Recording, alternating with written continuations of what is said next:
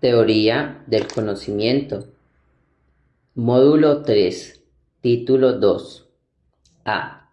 El realismo.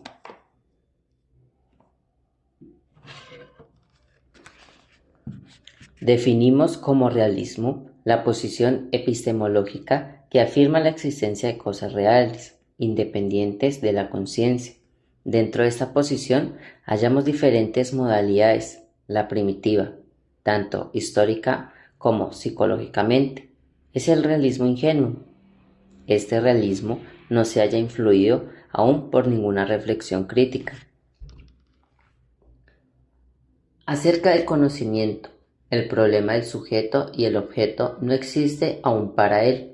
No distingue en absoluto entre la percepción, que es un contenido de la conciencia, y el objeto percibido. No ve que las cosas no son dadas en sí mismas, en su corporeidad inmediatamente, sino sólo contenidos de la percepción. ¿Y cómo identificar los contenidos de la percepción con los objetos? Atribuye a estos todas las propiedades encerradas en aquellos. Las cosas son, según él, exactamente tales como las percibimos. Los colores que vemos en ellas les pertenecen como cualidades objetivas. Lo mismo pasa con su sabor y olor, su dureza o blandura, etc. Todas esas propiedades convienen a las cosas objetiva e independientemente de la conciencia percipiente. El realismo natural se diferencia del realismo ingenuo. Este ya pierde su ingenuidad al estar influido por consideraciones críticas acerca del conocimiento. Ello se revela en que ya no identifica el contenido de la percepción y el objeto, sino que distingue el uno del otro. Sin embargo, sostiene que los objetos responden exactamente a los contenidos de la percepción. Para el defensor del realismo, naturalmente es tan absurdo como para el realismo ingenuo que la sangre no sea roja ni el azúcar dulce, sino que el rojo y el dulce solo existen en nuestra conciencia. También para él son estas propiedades objetivas de las cosas. Por ser esta la opinión de la conciencia natural, llamamos a este realismo natural. La tercera variante del realismo es el denominado realismo crítico, así llamado debido a que se fundamenta en las reflexiones críticas acerca del conocimiento. El realismo crítico no cree que convenga a las cosas de las cosas todas las propiedades encerradas en que los contenidos de la percepción, sino que considera, por el contrario, que todas las propiedades o cualidades de las cosas que percibimos solo por un sentido, como los colores, los sonidos, los colores, los sabores, etc., únicamente existen en nuestra conciencia. Estas cualidades surgen cuando determinados estímulos externos actúan sobre nuestros órganos de los sentidos. Representan por ende reacción de nuestra conciencia, cuya índole depende naturalmente de la organización de ésta. No tiene pues carácter, objeto, sin subjetivo. Es menester, sin embargo, suponer que las cosas, ciertos elementos objetivos y causales para explicar la aparición de estas cualidades. El hecho de que la sangre nos parezca roja y el azúcar dulce ha estado fundado desde la naturaleza de estos objetos.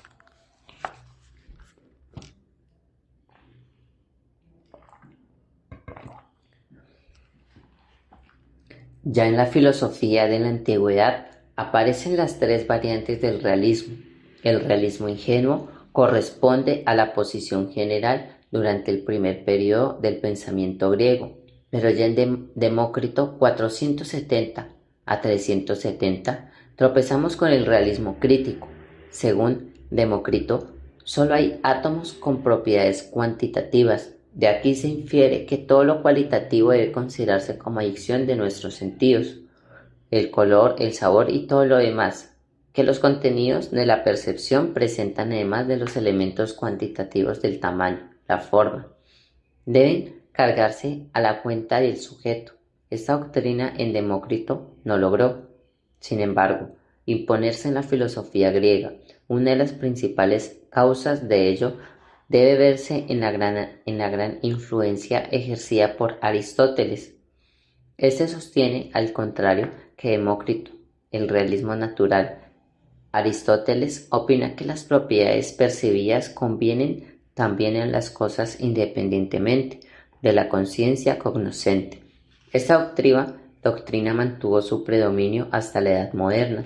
Solo entonces revivió la teoría de Demócrito.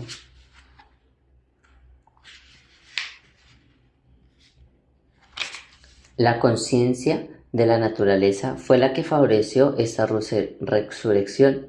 Galileo fue el primero que definió nuevamente la tesis de que la materia solo se presenta propiedades espacio-tiempo reales cuantitativas, mientras que todas las demás propiedades deben considerarse como subjetivas. Descartes y Hobbes dieron a esta teoría un fundamento más exacto, y John Locke es el que contribuyó a difundir con su división de las cualidades sensibles en primera y secundarias. Las primeras son aquellas que percibimos por medio de varios sentidos, como el tamaño, la forma, el movimiento, el espacio, el número. Estas cualidades poseen carácter objetivo, son propiedades de las cosas, las cuales secundarias, esto es, aquellas que solo percibimos por un sentido, como los colores, los sonidos, los olores, los sabores, la blandura, la dureza, etc. Tienen por contrario carácter subjetivo, existen meramente en nuestra conciencia, aunque deban suponerse en las cosas elementos, objetos correspondientes a ellas.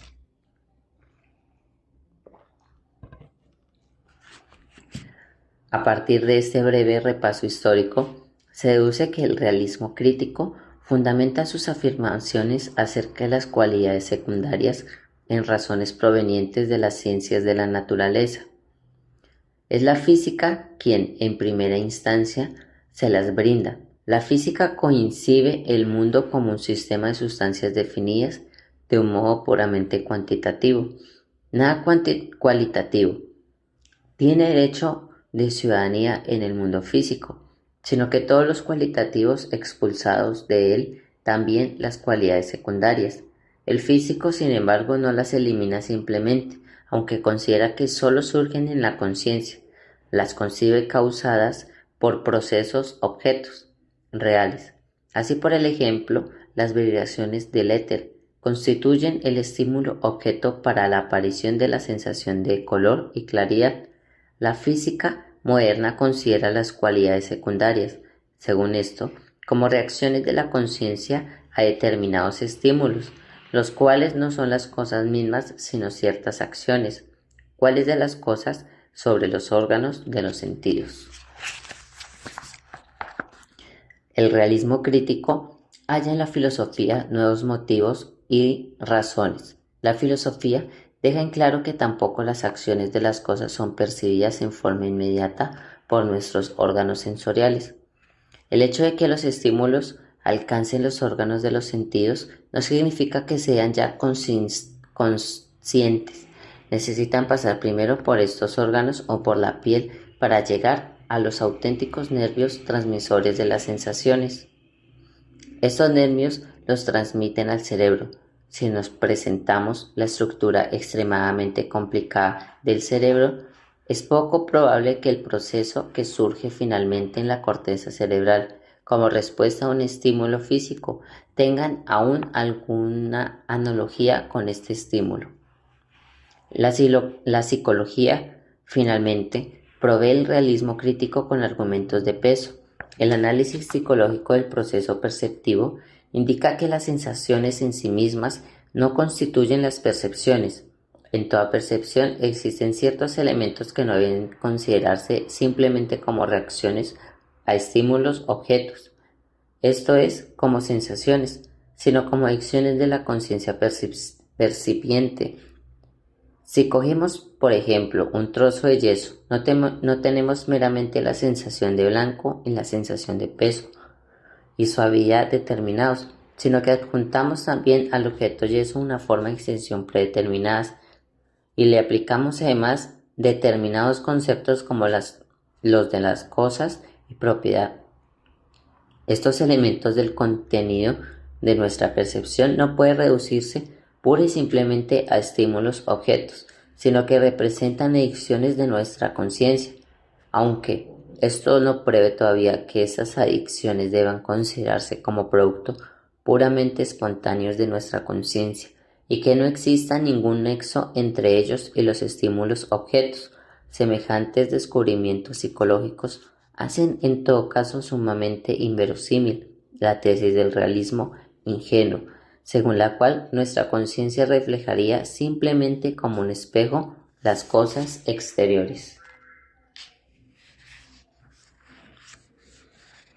En contraposición al realismo ingenuo y al realismo natural, el realismo crítico recurre entonces a razones de tipo físico, fisiológico y psicológico.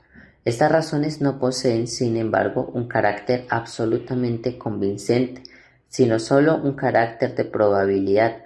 Hacen parecer la concepción del realismo ingenuo y natural inverosímil, pero no imposible.